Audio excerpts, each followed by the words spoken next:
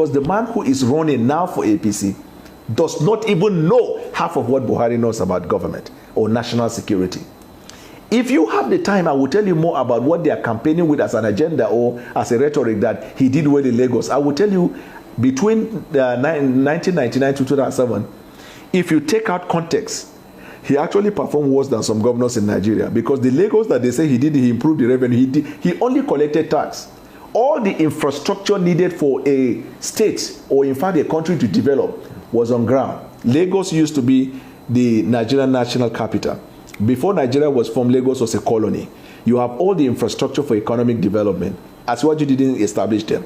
There was seaport, there was airport, you have commercial activity, all the embassies are there. So transaction with foreign envoys is in Lagos. All the hotels are there, headquartered in Lagos. All the banks are headquartered in Lagos. All security apparatus, every facility and infrastructure for economic development was in Lagos. He didn't bring them. Asiwaju did not invite or introduce or brought to Lagos any serious foreign investor or domestic investor. And these revenues we are talking about that they claim he has generated, we are on. It's just that the government didn't have the infrastructure in collecting those. So what he did throughout this period was to collect tax. That's what they claim by revenue. And even then, the reason he did that was because the company that was collecting the tax, the company is allegedly traceable to him. So if you pick a man on the street and you tell him, I want you to collect tax in a given area, your percentage is 30%, he will be optimal. He will be highly effective. This is the summary. But let me tell you what he did in Lagos. One, he attempted to destroy democracy. He wanted to introduce what we call monarchical democracy. A democracy that is not reflected by the will and wishes of the people, but reflected by the choice of a man, and people should run around it. He introduced the concept in politics in Nigeria that we call take the queue, follow the queue. He was the only governor in Nigeria that during the period of 7 years, he has had to impeach his deputy governors 3 times and change them. He's the only politician in Nigeria that nobody wins under his tutelage unless the person is chained or positioned by him. You don't win by the popularity that you carry or because you have idea, but whether he has approved you. That is one. 2, the House of Assembly in Lagos throughout his period never had the independence. This is the man you say he promotes democracy. Never had the independence. In fact, when allegedly the drug conviction in Chicago was alleged, to have, happened, and then Gani Fawemi was all over the place that he should be checked, he should be probed, he should be prosecuted. The House of Assembly sat down. They had no business doing that. They said they cleared him. That they did a finding and they cleared him. On what premise? The same Festus Keyamo, who is the spokesman now, went to court around the time to challenge the decision of the House of Assembly. Do I now detour to tell you about Festus Keyamo and Lalong? I was in APC when I was canvassing for vote for Asiwaju. Lalong was doing Amechi, Festus Keyamo was doing Amechi. All the negative narrative that is built in the air against Asiwaju were pushed by Festus Keyamo. They don't believe in Asiwaju. They are just there on contract. Festus Keyamo was the one that peddled the idea that Asiwaju had Parkinson. Festus Keyamo was the one that peddled the idea that Asiwaju had baggages. The worst about Festus Keyamo was that he was even oscillating like a pendulum between the vice president and what do you call him, and Amechi. Suddenly, Festus Keyamo has come to talk about Asiwaju he didn't believe. The greatest mistake Asiwaju has made in constituting his campaign structure was to choose the people that did not and still don't believe in him. That is the tale of their presidential candidate. Well, they also say that Atiku Abubakar also has baggages. Like, I wish you can mention that, or I can help you to mention what they've been peddling, which we have debunked that. They said he is corrupt. What's the yardstick for measuring a corrupt person? In Nigerian law, indictment and conviction by a competent court. He has never been indicted. He has never been convicted. I need you to know, Obasanjo investigated Atiku more than any other person in the history of Nigeria. Ribadu at the time was all over the map fetching evidence till Obasanjo left government, till successive government took over, until this present time. Atiku has never been invited by the EFCC. So it's a perception held by one man, but let's not trust it to him. When did Obasanjo begin the campaign that Atiku was corrupt? When Atiku foiled the plan for a 3rd term. So we have to look at context.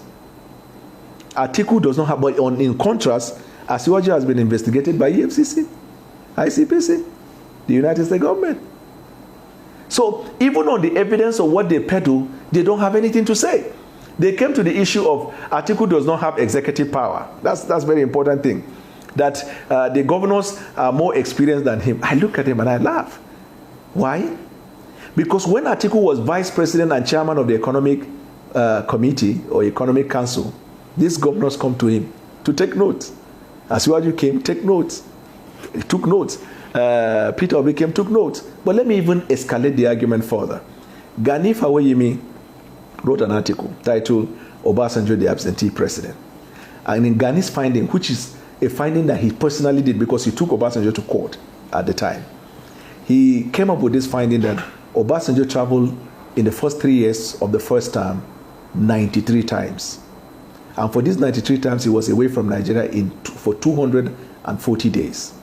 If you multiply 240 days by 30 days, that makes up a month, you have 8 months. For this period, he's been away for 8 months. Atiku Abubakar governed Nigeria as the commander-in-chief, because as an acting president, you're commander. Then they made an argument that, no, there was never a transmission of letters, so he was not acting president. Obasanjo in 2019 said, that's balderdash. I didn't consider it necessary to designate him as an acting president, because my understanding is that once the president is out, the vice president takes the full reins of power.